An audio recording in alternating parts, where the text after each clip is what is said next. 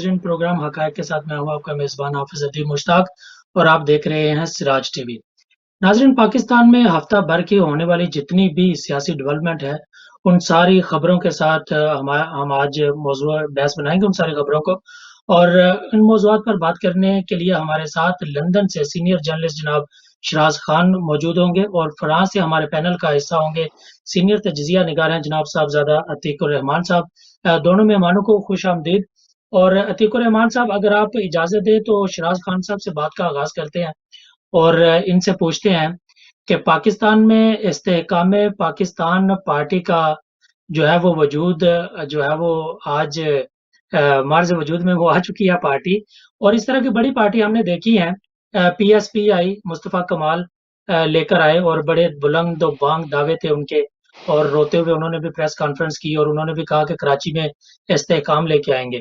تو یہ بتائیے کہ استحکام پاکستان پارٹی کا مستقبل جو ہے وہ پی ایس پی سے کتنا مختلف ہوگا؟ بسم اللہ الرحمن الرحیم۔ السلام علیکم ورحمۃ اللہ وبرکاتہ۔ جناب حافظ ادیب مشتاق صاحب اور سراج ٹی وی دیکھنے والے جتنے بھی ناظرین ہیں ان سب کو السلام علیکم ورحمۃ اللہ وبرکاتہ۔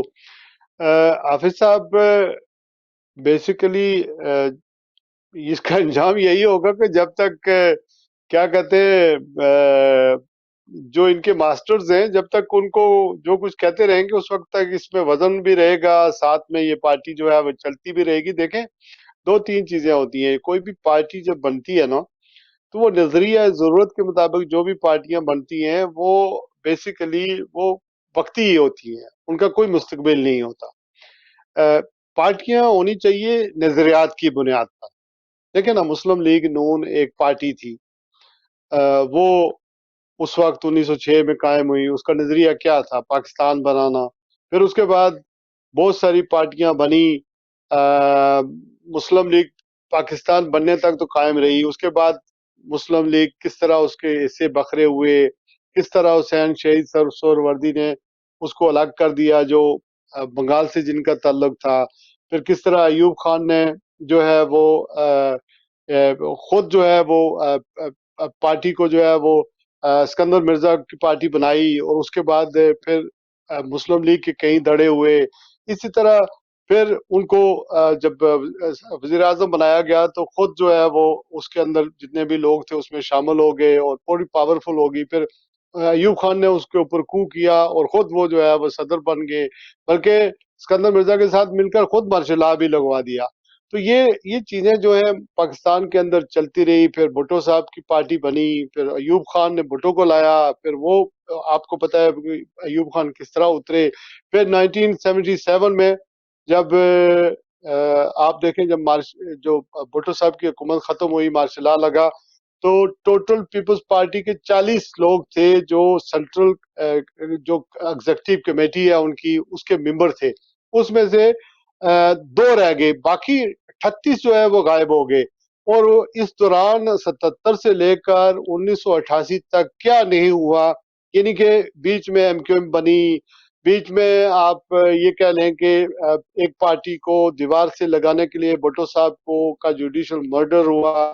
پھر اس کے بعد انہوں نے ایک الذوالفقار تنظیم بنائی، 13 اغوا کیا، پھر بہت چیزیں ہوئی، لیکن اس کے باوجود اسٹیبلشمنٹ کی مرضی کے برخلاف 1988 میں پھر جب الیکشن ہوئے تو بے نظیر بھٹو صاحبہ واپس آ گئی۔ اسی طرح 18 مہینے کے بعد ان کی پارٹی ختم کر دی گئی۔ تو اسی طرح نظریہ ضرورت کے مطابق جتنی بھی پارٹیاں بنتی ہیں وہ وقت کے ساتھ ساتھ تحلیل ہو جاتی ہیں۔ آپ کے سامنے ریسنٹ پاسٹ کی جو مثال ہے وہ کاف لیگ قائد اعظم پارٹی کی تھی، جو چودھری شجاعت صاحب کی پارٹی تھی، آپ کے گجرات کی پارٹی تھی، جس کو پرویز مشرف نے ایک نظریہ ضرورت کے مطابق بنائی تھی۔ اسی طرح متحدہ مجلس عمل بنی تھی جس نے LFO دینا تھا پرویز مشرف کو۔ تو یہ پارٹیاں بنتی ہیں، لیکن پارٹی وہ ہوتی ہے جس کا کوئی نظریہ ہوتا ہے۔ اس وقت ایک پارٹی کو باقاعدہ ڈسمنٹل کیا جا رہا ہے، وہ PTI ہے، اس کے بندے توڑے جا رہے ہیں، اور 9 مئی کی ایک لانڈری ہے جو 9 مئی کے واقعات کی کنڈمنیشن کرے۔ اسکرپٹ TV ایک ہے، یا پارٹی چھوڑ دے یا عہدہ چھوڑ دے یا عمران خان کو چھوڑ دے۔ تو وہ جو ہے وہ دھل جائے گا, اس کے اوپر کوئی دہشت گردی کا پرچہ نہیں ہوگا, کوئی ملٹری کورس نہیں ہوگا. یعنی تو کہ یہ آپ چیزیں سمجھتے جو ہیں ہے یہ بارہ. خان خان صاحب، آپ ہاں, یہ اور سمجھتے دیکھیں, ہیں کہ یہ پارٹی نظریات نہیں بلکہ ضروریات کے تحت بنائی جاتی ہیں، اور ضروریات جب پوری جی ہوتی ٹھیک ہیں ہے. تو پھر یہی جہانگیر ترین صاحب جو تھے یا علیم خان صاحب تھے, یہ جب عمران خان کے ساتھ تھے تو ان کے اوپر کتنا کرٹیسزم ہوتا تھا, یہ شوگر چور ہیں, یہ شوگر مافیا ہے, انہوں نے یہ کرپشن کر دی, وہ کرپشن کر دی, کتنے معاملات ہوتے تھے. جو ہی انہوں نے عمران خان صاحب کا ساتھ چھوڑا یا انہیں ساتھ سے ہٹایا گیا, نائل ہو گئے یا واپس وہ چلے گئے, تو اس کے بعد کسی نے کبھی ان کے اوپر کرٹیسائز کیا؟ آج ایک مینیجر کو, آپ جہانگیر ترین صاحب بزنس مین ہے بیسیکلی, علیم خان بزنس مین ہے, ان کے بزنس کیا یا شوگر ملے ہیں یا پراپرٹیز کا کاروبار ہے, یعنی ہاؤسنگ سوسائٹی ہے ان کی, اور یہ اپنا مال بناتے ہیں, اور ان کی مجبوریاں یہ ہوتی ہیں کہ یہ جو بھی حکومت ہوتی ہے اس کے ساتھ ہوتے ہیں. اور ہمارا معاشرہ حافظ صاحب اس طرح کا ہے کہ ہم برائی کو, کرپٹ لوگوں کو, وہ جب کرپشن کرتے ہیں تو اس کی مذمت نہیں کرتے, اس سے ڈس ایسوسیٹ نہیں ہوتے, بلکہ اس سے ہیٹ نہیں کرتے, بلکہ ان کے ساتھ ہو جاتے ہیں کہ ہمیں بھی کوئی فائدہ پہنچے گا. تو یہ جہانگیر بالکل ترین ہے یا یہ جو لوگ ہیں, یہ جو ان کے ماسٹرز ہیں, ماسٹر مائنڈیڈ ہیں, جو پلاننگ کرتے ہیں, ان کو فائدہ پہنچانے والے ہیں. یہ پلاٹ دیں بالکل گے, خان صاحب، یہ شوگر آپ کو مل یاد ہوگا، لگا کے دیں گے. جی ایک وزیر تھے اور موصوف کہتے تھے کہ کرپشن پر سب کا برابر کا حق ہونا چاہیے، صرف ایک پارٹی جو ہے وہ کرپشن نہیں کر سکتی، سب پر برابر کا حق ہونا چاہیے. مجھے اجازت دیجیے کہ میں صاحبزادہ صاحب سے ذرا پوچھوں پلیز پلیز. کہ ابھی ذکر ہوا کاف لیگ کا کہ وہ بھی نظریہ ضرورت کے تحت پارٹی وجود میں آئی، اب استحکام پاکستان پارٹی وجود میں آئی ہے. تو بتائیے کہ ایسی پارٹیز کا مستقبل جو ہے وہ کیا ہوتا ہے، اور لوگ جب سیاستدان، بڑے گاگ سیاستدان ہوتے ہیں، وہ مستقبل جانتے ہوئے بھی پھر ایسی پارٹیوں کا حصہ کیوں بنتے ہیں؟ جی صاحبزادہ صاحب.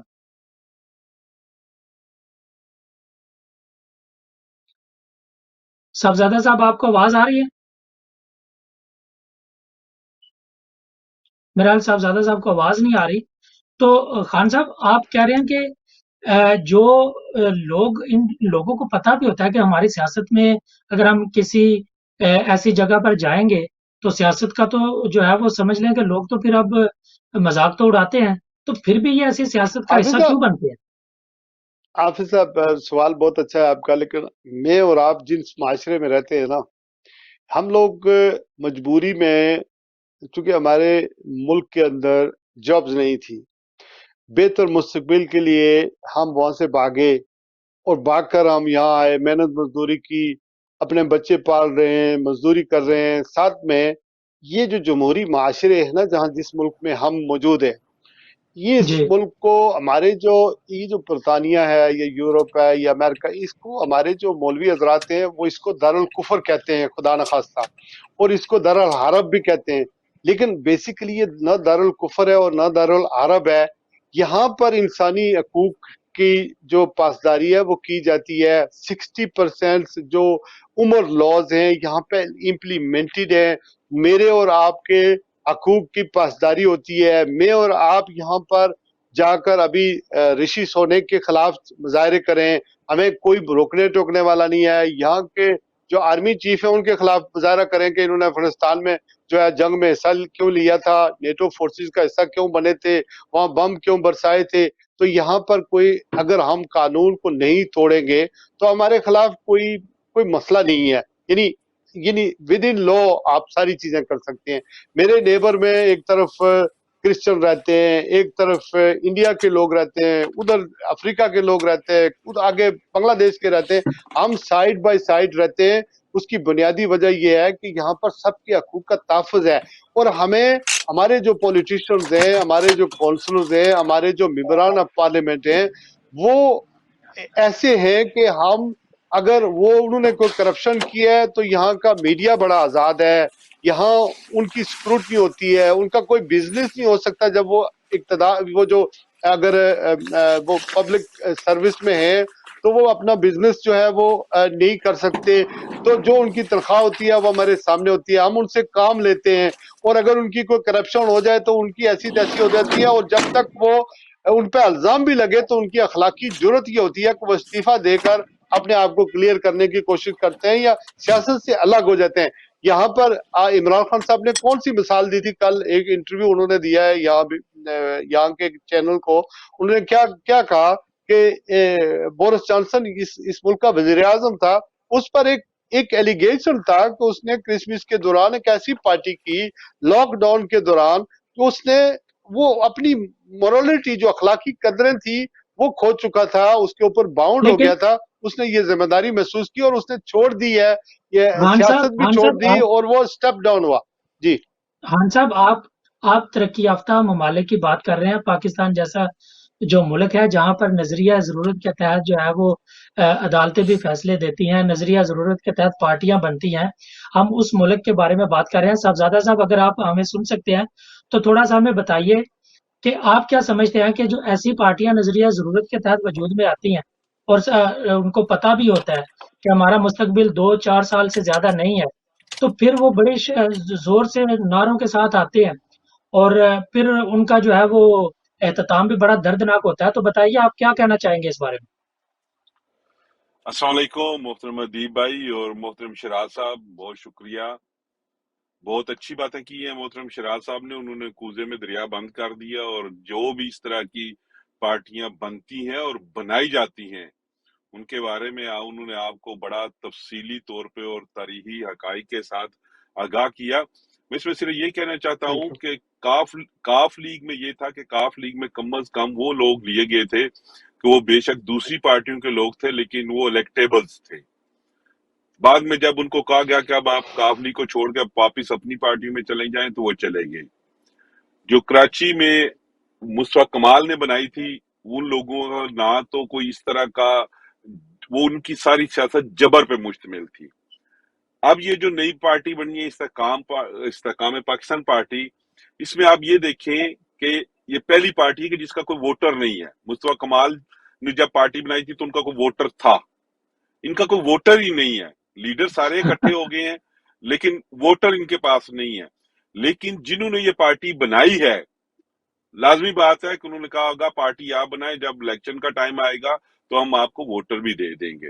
اور میرا اپنا خیال ہے کہ یہ پارٹی کچھ نہ کچھ سیٹیں لے لے گی, اس وجہ سے کہ آج پاکستان کی سیاست جو ہے وہ ٹوٹلی جو ہے وہ پیسے کے گرد گھوم رہی ہے. آپ پیسے کے ذریعے ووٹ بھی خرید لیتے ہیں, آپ پیسے کے ذریعے جج بھی خرید لیتے ہیں, آپ پیسے کے ذریعے پولنگ سٹیشن پورا کا پورا خرید لیتے ہیں, اور اگر آپ کے پاس پہلے کوئی عہدہ رہا ہو تو آپ پورا الیکشن کمیشن ہی خرید لیتے ہیں. تو میں سمجھتا ہوں کہ باجوہ کو کیونکہ بھی یہ خرید جو لیتے ہیں, باجوہ کو بھی ان کا خرید لیتے ہیں, باجوہ صاحب کو بھی خرید لیتے ہیں. جی, تو میں سمجھتا ہوں کہ یہ پارٹی جو ہے کہ یہ کچھ نہ کچھ سیٹیں لے جائے گی اگر یہ لوگ اکٹھے رہے. ہاں, کل کو ان کے بنانے والے جو ماسٹرز ہیں وہ ان کو کہتے ہیں بھئی اب تم یہ پارٹی چھوڑو, اب دوسری پارٹی کی طرف چلے جاؤ, تو اس پارٹی کا بھی وہی انجام ہوگا جو اس سے پہلے اس طرح کی پارٹیوں کا ہوا ہے. لیکن جس طرح کا ابھی پاکستانی سیاست کا جو ماحول نظر آ رہا ہے, اور خاص طور پہ جو کل کی جو ڈیولپمنٹ ہے, شاہ محمود قریشی کو عمران خان کی ملاقات کا کوئی نتیجہ برآمد نہ ہونا, اور آئی ایس پی آر کی طرف سے جو بڑے سخت قسم کی پریس ریلیز دی گئی ہے, سمجھ یہی آتی ہے کہ اگلا الیکشن جو ہوگا وہ بغیر عمران خان کے ہوگا. تو میں سمجھتا ہوں پاکستانی جمہوریت اس کے دو نقصان ہوں گے. پہلا نقصان تو یہ ہوگا کہ شاید اگر عمران خان کے بغیر کوئی الیکشن ہوگا تو وہ شاید پاکستان کا سب سے کم ٹرن اوور والا الیکشن ہوگا, کیونکہ جو عمران خان کے فالوورز ہیں وہ میرے خیال اپنی نفرت کا اظہار, وہ اپنی سیاسی وابستگی کا نہیں, اپنی نفرت کا اظہار پولنگ کا بائیکاٹ کر کے دیں گے. دوسرا نقصان جمہوریت کو یہ ہوگا کہ پہلی دفعہ ایسا ہوگا کہ 4-5 کم از کم پارٹیاں ایسی ہوں گی کہ جن کو 25-25, 40-40, 50-50 سیٹیں دی جائیں گی, ان کی کوئی مخلوط حکومت بنائی جائے گی, تاکہ جو جمہوری حکومت کا جو تمغہ لوگوں کو دکھایا جائے گا وہ ایک ایسی حکومت ہو کہ وہ ماسٹرز کی مرضی کے بغیر سانس بھی نہ لے سکے.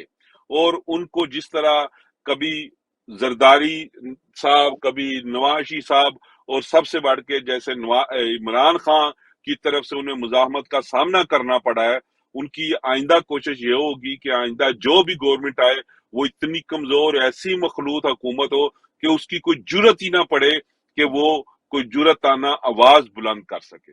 جی ادیب بھائی. ٹھیک، آپ سمجھتے ہیں کہ ایک ہینگ پارلیمنٹ جو ہے وہ وجود میں آئے گی جس کی کوئی پاور کوئی طاقت نہیں ہوگی، اور ظاہر ہے جب ہینگ پارلیمنٹ آتی ہے تو قانون سازی جو ہے وہ بھی کسی طور بھی جو ہے وہ ممکن نہیں ہوتی، کوئی سخت قانون بندہ جو ہے وہ پاس نہیں کر سکتا. خان صاحب آپ بتائیے ذرا کہ اگر ایک طرف جہانگیر ترین ہے اور ان کے ساتھ بڑے بڑے نام جو پی ٹی آئی کے جو ہیں وہ ان سے جا ملے ہیں، اور شاہ محمود کی بھی جو میٹنگ ہے خان صاحب سے وہ کامیاب نہیں ہوئی، تو آپ کو لگتا ہے کہ شاہ محمود جہانگیر ترین کے جھنڈے تلے جو ہے وہ آ جائیں گے، وہ لیڈر مان لیں گے؟ ان کا تو پرسنالٹی کلیش ہی بہت زیادہ ہے. بڑا زبردست سوال آپ نے کیا ہے. ایک پہلے ذرا سا شاہ محمود قریشی کو دیکھ لیتے ہیں. شاہ محمود قریشی صاحب کی بیسیکلی سیاست جو ہے وہ مسلم لیگ نون سے شروع ہوئی. پہلے وہ مسلم لیگ نون میں تھے. مسلم لیگ نون کو چھوڑ کر وہ شامل ہو گئے پیپلز پارٹی میں، اور پیپلز پارٹی کا پتہ ہے وزیر خارجہ بنے. وزیر خارجہ بننے کے بعد پھر ان کا پھڈا ہوا یہ جو ریمنڈ ڈیوس کا کیس تھا اس پر، اور امریکہ کے ساتھ جو تعلقات تھے، میمو گیٹ سکینڈل وغیرہ. اس کے بعد انہوں نے بہرحال پیپل پارٹی سے نکالے گئے یا خود انہوں نے چھوڑ دی. پھر انہوں نے تحریک انصاف کو جوائن کیا. ٹھیک. اب مسئلہ یہ ہے کہ یہ آئے ہوئے تو کافلی یہ جنی پی ٹی آئی میں ڈپوٹیشن پہ تھے، لیکن چونکہ یہ اچھا، وائس چیئرمین ہے پارٹی کے، یہ ڈپوٹیشن پہ تھے لیکن یہ چونکہ وائس چیئرمین ہے. ادھر پرابلم یہ ہے کہ جہانگیر ترین کے ساتھ ان کی بنتی نہیں. ان کی آپس میں بہت زبردست قسم کی ایک طرح کی رائیوری چل رہی ہے کہ دو بڑے جو ہیں وہ ایک ہی جماعت کے اندر ہیں جن کا بہت زیادہ ان کے مسائل ایک دوسرے کے ساتھ. تو پرسنالٹی کلیش ہے، دونوں سرائکی بیلٹ سے ہیں، دونوں کو لگتا ہے کہ وہ پرسنالٹی بڑے کلیش لیڈر ہیں. ہے. ہاں، لیکن اور جہانگیر ترین کو بہت قریب سمجھا جاتا تھا عمران خان صاحب کے. یہ بات بالکل کسی صورت بھی بات ہی نہیں تھی جہانگیر ترین کو. اور جاوید ہاشمی کی بھی یہی صورتحال تھی کہ جاوید ہاشمی برداشت نہیں کر پاتے تھے شاہ محمود قریشی کو. اب جب یہ گرفتار ہوئے ایک دفعہ، پھر دوسری دفعہ، پھر تیسری دفعہ، چوتھی دفعہ، تو ان کے سامنے یہ آپشن تھے کہ یہ پیپل پارٹی میں جا نہیں سکتے، وہاں پر زرداری صاحب کا ان کا ڈائریکٹ کلیش ہے. نون لیگ انہوں نے چھوڑی ہے، نون لیگ ان کو لینے کے لیے تیار نہیں ہے. اب یہ جہانگیر ترین کا جو گروپ ہے وہاں یہ جا نہیں سکتے چونکہ جہانگیر بندوں کو اکٹھے کر رہا ہے. وہ ایک مینیجر بنا ہوا ہے اور ایز اے مینیجر کی طرح وہ پارٹی کو کنٹرول کرتا ہے. تو وہاں پر ان کا مسئلہ یہ تھا کہ وہ جا نہیں سکتے تھے. One thing. سیکنڈ تھنگ یہ تھا کہ کسی طریقے سے یہ جو وہاں پر 26 دن رہے، کل آپ نے ان کو دیکھا کہ وہ جب انہوں نے رہائی اختیار کی تو وہ بڑے خوش تھے. انہوں نے بڑی زبردست جو ہے وہ ویسٹ کوٹ بھی پہنی انصاف ہوئی کا تھی. جھنڈا ان کے ہاتھ میں ہے، ہاں، انہوں انصاف نے کی کہا جھنڈا انصاف اس کا کے جھنڈا ان میرے کے ہاتھ میں. ساتھ میں تھا. لیکن جب ان کی ایک تو پہلی بات تو یہ ہے کہ اس سے کافی شاہ محمود قریشی کے نکلنے سے باہر، جیل کے سے باہر آنے سے تحریک انصاف کے لوگوں کو، سپورٹروں کو بڑی ایک امید نظر آئی تھی. لیکن مسئلہ جب عمران خان صاحب کے ساتھ ملاقات ہے تو عمران خان صاحب کے جتنے بھی انٹرویو پاکستان میں، تو ظاہر ہے ان کا نام لینا میڈیا پر، ان کی تصویر شائع کرنا یعنی ناممکن نظر آتی ہے. تو اس وقت ہوا کیا؟ اس وقت ہوا یہ کہ جب وہ عمران خان صاحب سے ملے تو انہوں نے چونکہ ظاہر ہے جب 26 دن آپ جیل میں رہتے ہیں تو آپ کی ملاقاتیں ہوتی ہیں بہت ساری، اور بہت سارے معاملات ہوئے ہیں اور کس طرح کا سیناریو بنا ہے. تو وہ ظاہر ہے سارا کچھ ان کو سمجھایا گیا ہوگا جو میری اطلاعات ہیں یا میں تجزیہ کر سکتا ہوں. جب عمران خان صاحب کے سامنے انہوں نے رکھا تو آپ کو پتا ہے کہ عمران خان کی ایک ایسا انسان ہے عمران خان صاحب کے، وہ رجیم چینج کے بعد جس طرح کے اس نے فیصلے کیے ہیں، ہر چیز اس نے داؤ پہ لگائی ہے. اور 75 سالوں میں جو اس نے متھ توڑی ہے، دیکھیں وہ اقتدار میں ذرا نہ بھی آئے لیکن جو متھ توڑی ہے وہ متھ کیا ہے؟ ہم جانتے تھے کہ ذوالفقار علی بھٹو کے بعد میر مرتضی بھٹو، بینظیر بھٹو، بلاول بھٹو، پختاور بھٹو، آصفہ بھٹو، پھر آگے زرداری، پھر اس سے آگے وہ نسل چلے گی، چلتی رہے گی. نواز شریف، میاں شریف، نواز شریف، شہباز شریف، حمزہ شریف، مریم شریف، پھر آگے سو اینڈ سو چلتے رہیں گے، ولی خان، عبد الغفار خان، ولی خان، پھر سارے وہ ایک خاندانی نظام جو آ رہا ہے، مولانا مفتی محمود الرحمان، مولانا فضل الرحمان، مولانا اسد اسد الرحمان، یہ محمود، سارے آپ کو اسد محمود، یہ آپ ایک کو لگتا نسل ہے کہ یہ چلتی رہی، خاندانی لیکن اس نے اسد محمود، لطف الرحمان، لطف الرحمان، یہ ساری ایک نسل، عمران نے ایک متھ توڑی ہے کہ وہ خاندانی اور موروثی جو سیاست تھی اس کی ایک متھ توڑ دی ہے۔ اب مسئلہ یہ ہے کہ ابھی اگر خاندان ہوتے تو ساتھ میں ہوتے نا، تو جب اس نے جا کر بتایا شاہ محمود قریشی نے کہ بھائی یہ کارڈ ہم کھیل سکتے ہیں، اس طرح کر سکتے ہیں، جان بخشی اسی طرح سے ہوگی، آپ پریس کانفرنس کریں، آپ ڈس آن کریں، آپ وہاں جائیں، کور کمانڈر ہاؤس کے باہر جائیں، جا کر مذمت کریں، آپ پاکستان کی آرمی سے اپنی اظہار یکجہتی دکھائیں، تو عمران خان نے یہ چیزیں نہیں مانی، جان بخشی کے عوض اس نے یہ چیزیں نہیں مانی، چونکہ عمران خان کو یا مجھے یا آپ کو یا عتیق الرحمان صاحب کو یا اوورسیز پاکستانی ہے یا کوئی بھی غیرت مند پاکستانی ہے، اس کو پاکستان کی فوج کے ساتھ اپنی اظہار یکجہتی یا حب الوطنی شو کرنے کی ضرورت نہیں ہے۔ ہم پاکستان کی فوج کے لیے جان دینے کے لیے تیار ہیں، ہم اس کے لیے دعا کرتے ہیں، دشمن ملک کے مقابلے میں اس کے ساتھ کھڑے ہیں ہمیشہ۔ اور عمران خان صاحب جیسا جسے 50 سال سے لوگ جانتے ہیں، وہ پاکستان کی فوج کو ڈیفینڈ نہیں کرے گا، اس کے خلاف ہوگا۔ دیکھیں 9 مئی کا جو واقعہ تھا اس کو بیس بنا کر یہ ساری چیزیں جو ہیں جس کی ابھی کوئی دیکھیں، انویسٹیگیشن نہیں ہوئی، بالکل صرف یہ کہہ رہے ہیں کہ خان پروف صاحب ملے، اور پروف کیا ہے؟ پروف کیا ہے؟ Video evidence. اور اگر ویڈیو ایویڈنس ہی پروف ہے تو میرا سوال یہ ہے کہ 9 مئی کا جب واقعہ ہوا تو یہ کس نے کہاں پلان کیا، اس کی کا کوئی تو لگائے نا۔ پھر کیا انٹیلیجنس جب ہماری تھی وہ کیوں فیل ہوئی؟ جس نے کے جی بی اور کو جا کر کاؤنٹر کرنا ہے، جس نے بڑی بڑی بالکل ایجنسیوں کو بالکل خان کاؤنٹر صاحب کرنا ہے۔ خان صاحب بالکل جی آپ کی بات ٹھیک ہے کہ 9 مئی کے واقعات کو بنیاد بنا کر جو ہے وہ ہم نے بہت ساری جو ہے وہ معاملات جو ہیں وہ ظہور پذیر ہوئے، پریس کانفرنس سے آ گئی، لیکن آپ یہ بھی بات ذہن میں رکھیں کہ 9 مئی کے واقعات کو ہی بنیاد بنا کر اوورسیز پاکستانیوں کو بھی کچھ کہا جا رہا ہے، اور آج کی جو واٹس ایپ گروپس میں جو خبریں گردش کر رہی ہیں اور ان میں یہ ہے کہ اوورسیز پاکستانیوں کے گرد بھی گھیرا تنگ کیا جا رہا ہے۔ صاحبزادہ صاحب ذرا بتائیے، آپ فرانس میں ہیں اور فرانس کے ایک جزیرے پر ایک بڑا ناخوشگوار واقعہ پیش آتا ہے، اور وہ جی بھی ایک اوورسیز ہے، شاید وہ افغانی ہے، اور اس کی وجہ سے ایک واقعہ ناخوشگوار واقعہ پیش آتا ہے، اور وہاں پہ پاکستانی اس واقعے کو کس طرح دیکھ رہے ہیں؟ تھوڑا سا یہ بھی بتائیے کہ وہاں پر یہ جو 9 مئی کے واقعات کے بعد کہا جا رہا ہے کہ پاکستانیوں کے گرد گھیرا تنگ کیا جائے گا، وہ چاہے جہاں بھی ہوں، تو لوگ اس کو کس نگاہ سے دیکھ رہے ہیں؟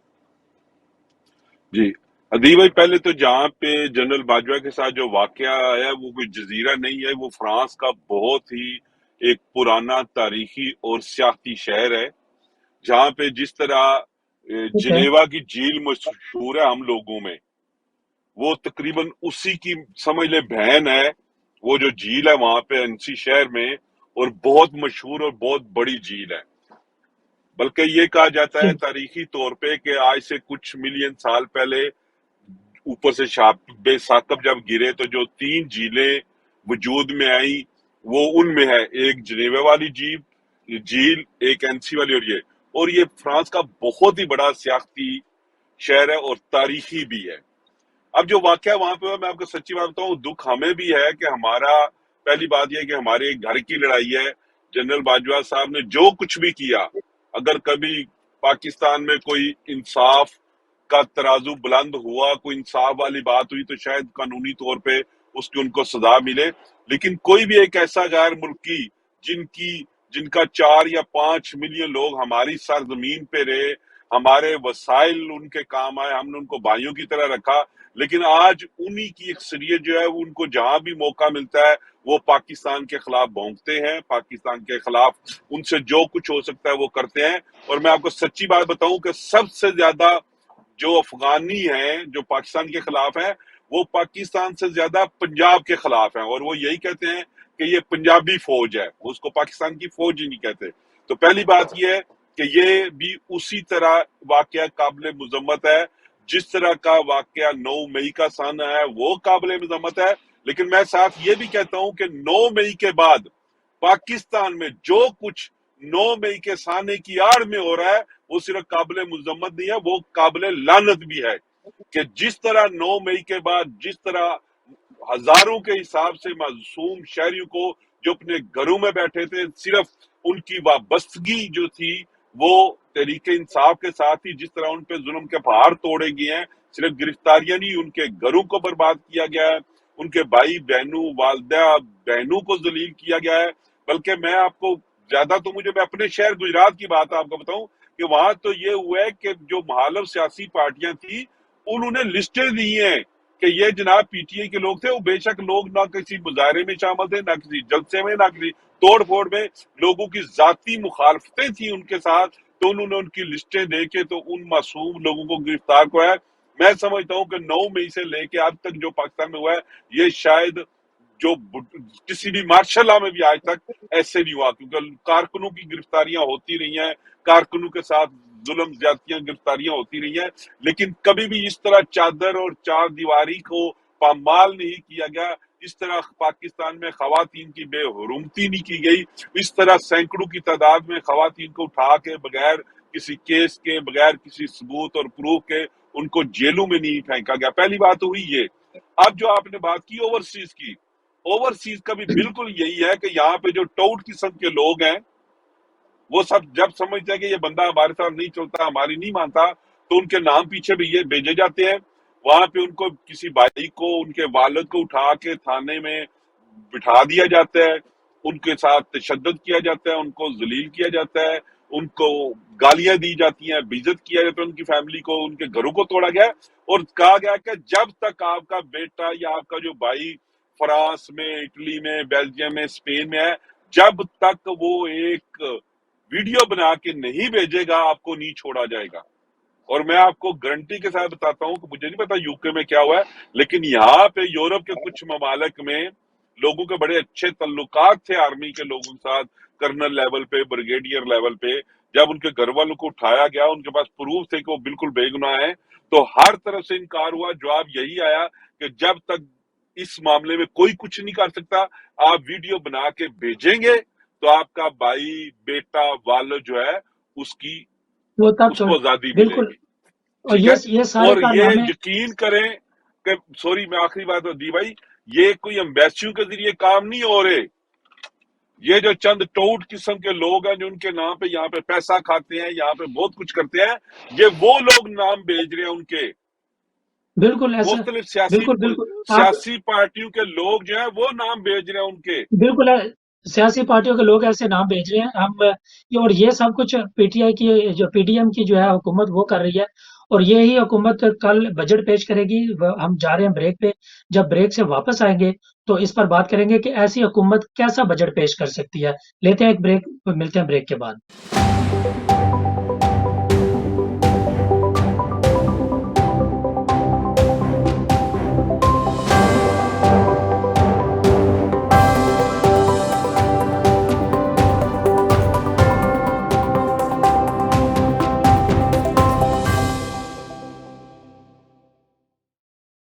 پروگرام میں واپس خوش آمدید کہتے ہیں۔ پروگرام میں بریک میں جانے سے پہلے ہم بات کر رہے تھے کہ پی ڈی ایم کی حکومت میں جس طرح جو ہے وہ چادر و چار دیواری کا تقدس کو پامال کیا گیا، اور ہم بات کر رہے تھے جس طرح اوورسیز پاکستانیوں کے خلاف جو ہے وہ گھیرا تنگ کیا جا رہا ہے۔ ایسے ماحول میں جب پاکستان میں اور پاکستان سے باہر جو پاکستانی ہیں وہ ایک گھٹن سی محسوس کرتے ہیں، اور ایسے ماحول میں پی ڈی ایم کی حکومت جو ہے وہ کل پیش کرنے جا رہی ہے بجٹ۔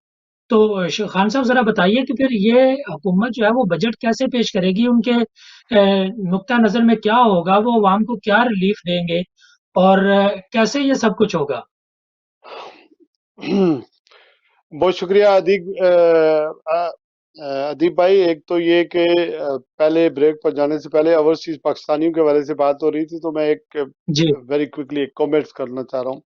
پہلی بات جی یہ جی ہے کہ جو لوگ سمجھدار ہوتے ہیں نا، جنہیں ملک کا خیال ہوتا ہے، وہ کوشش کرتے ہیں کہ ملک سے، ہمارے ملک کے اندر ٹورسٹ بڑھے، لوگ آئیں، تجارت کریں، انویسٹر آئیں، اور جو اوورسیز پاکستانی ہیں وہ بھی آئیں، یہاں پر اسکول کھولیں، یہاں پر کچھ انیشیٹو لیں. جو عمران خان صاحب نے کیا تھا نا، یہی ایک چیز کی تھی کہ جب ان کی حکومت آئی تو بہت سارے لوگ بڑے ایکسائٹیڈ تھے کہ پاکستان میں جا کر ہم یہ بزنس کریں گے، وہ بزنس کریں گے، اور لوگوں نے کیا بھی. بہت سارے لوگوں نے اپنے کمپنیوں کے نیٹ ورک وہاں پر اسلام آباد میں، لاہور میں کھولے بھی. لیکن بعد میں ایشوز کیا آئے کہ ایشوز بجلی کا تھا، ایشو نیٹ ورک کا تھا، یہ ایشو لوگوں کو آئے. اب آپ دیکھ لینا کہ ہماری پی آئی اے تو چل نہیں رہی ہے، اور ورجن اور بی اے جو ہے وہ بند ہو رہی ہیں، آپ کو تو پتہ ہی ہے. بہت جل چکے، ہمارے پاس ڈالر اتنے ہیں نہیں کہ ان کو پیسے دیں، چونکہ یہاں سے جو مال جاتا ہے، کارگو جاتا ہے، وہ اس کی قیمت ہمیں ڈالروں میں دینی پڑتی ہے، ڈالر شارٹ ہے. تو اس وجہ سے جب دوسری فلائٹیں لے کر ہم مارے بارے پھرتے ہیں، پاکستان پہنچتے ہیں، تو آپ دیکھیں کہ ہم ہی خود بیٹھے ہوتے ہیں جو اوورسیز پاکستانی ہوتے ہیں. اور اگر آپ پی آئی اے کی انٹرنل فلائٹ میں سفر کریں، لاہور جائیں یا کراچی جائیں، اسلام آباد جائیں، جدھر بھی جائیں، انٹرنل فلائٹ جو چل رہی ہیں، وہاں پر کا جو سٹینڈرڈ ہوتا ہے سروس کا، وہ بڑا اچھا ہوتا ہے. اور بیرونی ملک سے جو پی آئی اے جایا کرتی تھی، اور یا سعودی عرب سے چل رہی ہے یا دیگر ملکوں سے چل رہی ہے، اس کا سٹینڈرڈ دیکھ رہے ہیں کہ کیا ہے، وہ کس طرح اوورسیز پاکستانیوں کو ٹریٹ کرتے ہیں. یعنی کہ ہمیں وہ سٹینڈرڈ نہیں ملتا جو ان کی انٹرنل فلائٹوں میں کنٹری کے اندر ہوتا ہے. ایک تو یہ بات. دوسرا، آپ بھی ہولی ڈے پہ جاتے ہوں گے، ہم بھی جاتے ہیں، کسی بھی ملک میں جائیں تو فارنر کتنے بیٹھے ہوتے ہیں اس کے اندر، اور دبئی جا رہے ہیں یا سعودی عرب جا رہے ہیں، فارنر بیٹھے ہوتے ہیں اس کے اندر، سفر کر رہے ہوتے ہیں. تو اس کا مطلب یہ کہ مختلف نیشنلز کی لوگ ملکوں میں سفر کرتے ہیں، ٹورسٹ پیسہ خرچ کرتے ہیں. تو ابھی جو واحد سرمایہ ہے اس وقت، چونکہ انویسٹر تو آ نہیں رہا ہے پاکستان کے اندر، چونکہ آپ کو پتہ ہے کہ سہولتیں اس طرح کی ہے نہیں ہیں، حکومت سٹیبل نہیں ہے، اکانومی شرنک ہو رہی ہے. جی ڈی پی کا جو ریٹ ہے، جو ریشو ہے اس وقت پاکستان کا، وہ 2.9 پر ہے، جبکہ عمران خان صاحب کی حکومت جب ختم ہوئی تھی 6.4 تھا. اور اس وقت انڈیا کا جو جی ڈی پی گروتھ ہے وہ 7.1 پہ ہے، اور بنگلہ دیش بھی 6 پوائنٹ سم تھنگ پر ہے. تو یہ ہمارا جو ریزرو ہے وہ شرنک ہو رہا ہے، باہر سے پیسے آ نہیں رہے ہیں، ہماری جو مصنوعات ہے وہ باہر کے ملکوں میں کوئی خرید نہیں رہا ہے، جا نہیں رہی ہے ہماری گڈس جو ہے خریدیں. تو ان حالات میں اوورسیز پاکستانی واحد ذریعہ ہیں جو پاکستان کو زر مبادلہ کی صورت میں پیسے بھیجتے ہیں. ٹھیک ہے.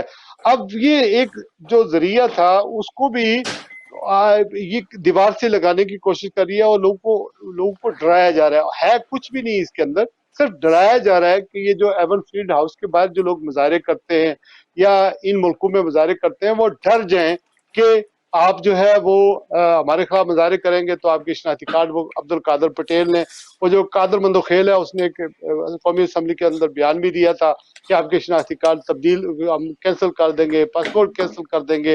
اور الزام یہ لگ رہا ہے کہ یہ لوگ پاکستان کی حمایت نہیں کر رہے ہیں بلکہ عمران خان کی کیوں حمایت کر رہے ہیں. اب لوگوں کا اپنا ایک پرسپشن ہے، ہم تو صحافی ہیں، جو کچھ دیکھتے ہیں وہی بیان کرتے ہیں نا.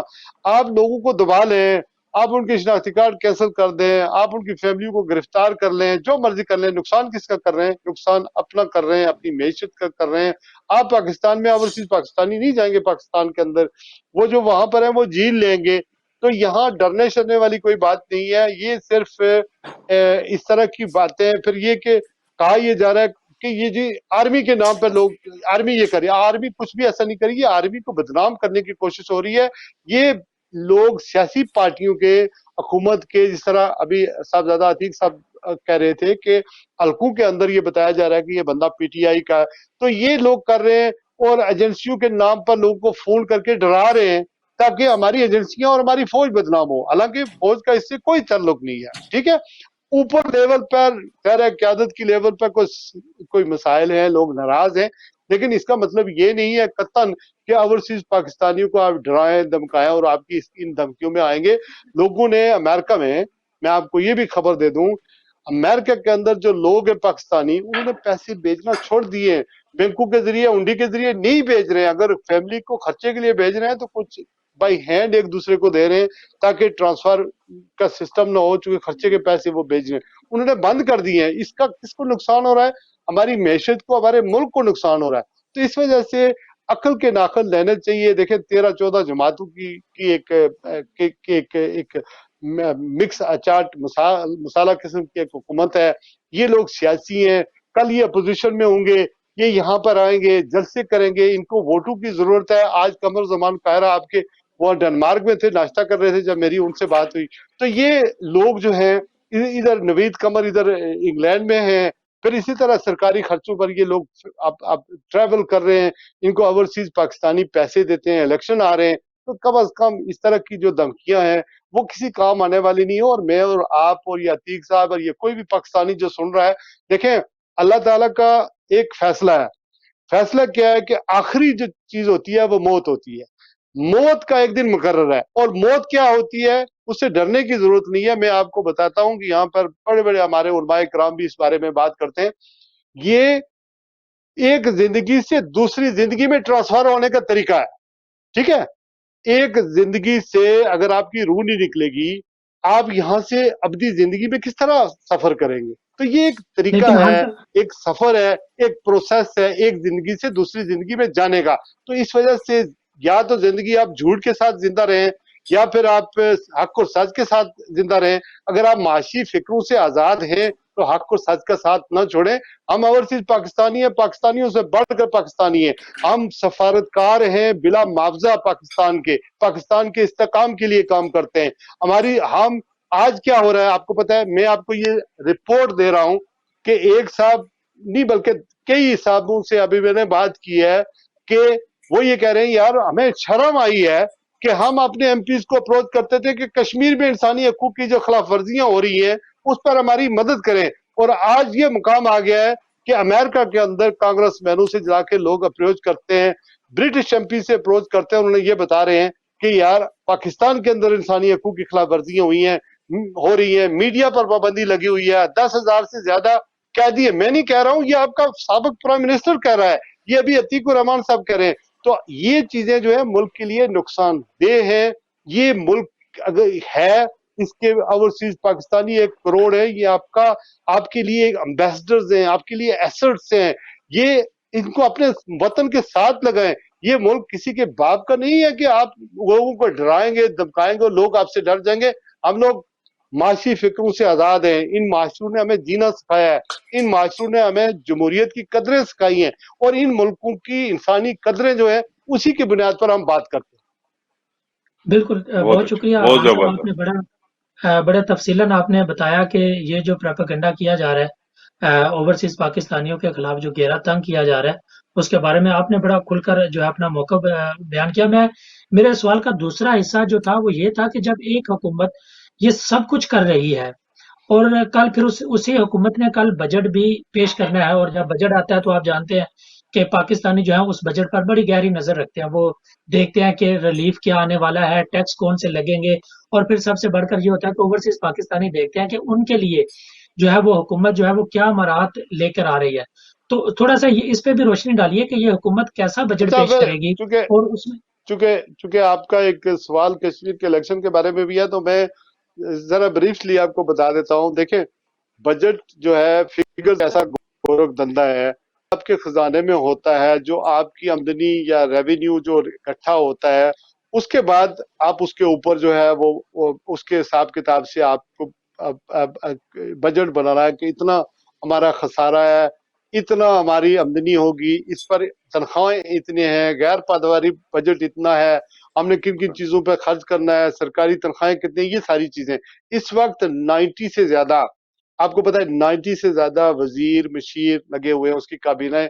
میں آپ کو الفن کہتا ہوں کہ شہباز شریف کو یہ بھی پتا نہیں ہے کہ میری کابینہ کے وزیروں کے نام کیا ہیں, ان کے محکمے کیا ہے, ٹھیک ہے, چونکہ ایک کولیشن گورنمنٹ ہے اور وہ مارز وجود میں آئی ہوئی ہے, سب کو انٹیکٹ رکھنا ہے.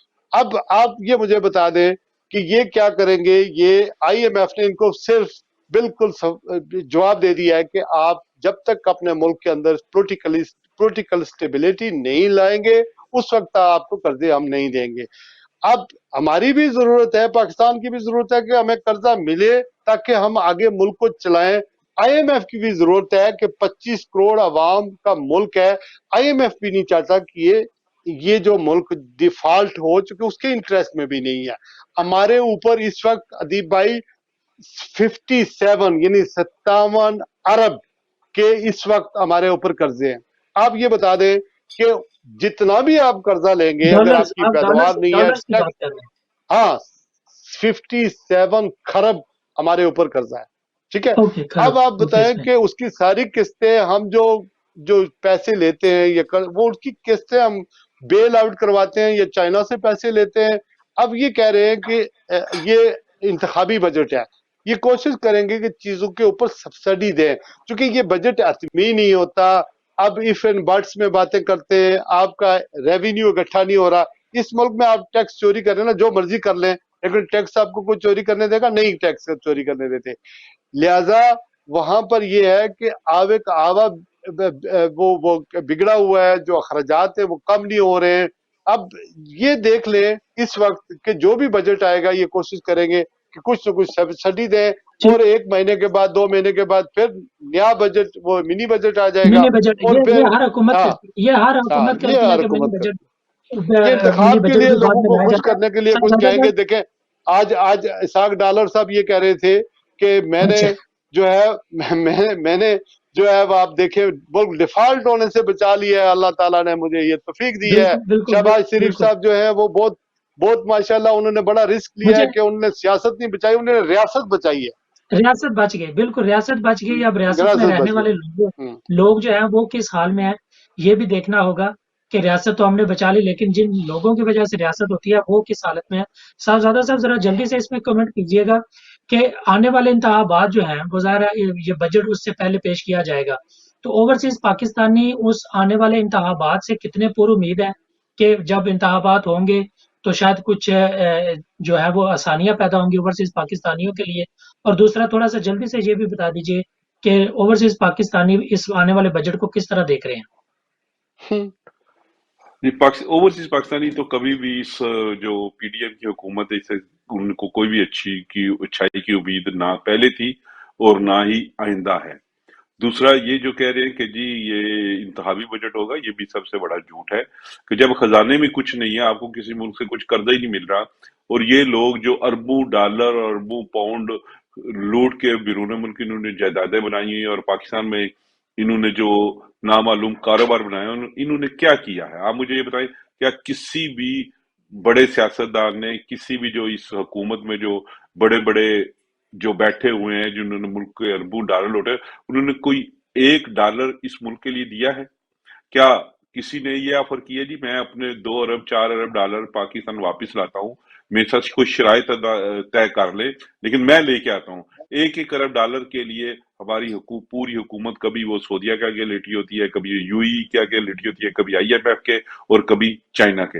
इन लोगों के लिए ये मुल्क जो है ये सिर्फ अपना एक सोने की खान है, इसको लूटते हैं और अपनी जो आइंदा नस्लें हैं उनका मुस्तकबिल महफूज कर लेते हैं दूसरे ममालिक में। पाकिस्तान में ये सिर्फ आते हैं इक्तदार के लिए, और इनको ये भी पता है कि जो लोग इनको 10 अप्रैल को जो 2022 को अप्रैल में जो इनको इक्तदार में लेके आए थे, हाँ ये महंगाई करें, हाँ ये कर्जे लें, हाँ ये अवाम को भूखा मारें, जब वो चाहेंगे तो ये नेक्स्ट मुद्दत के लिए भी ये इलेक्शन में आ जाएंगे, ये हुकूमत में आ जाएंगे।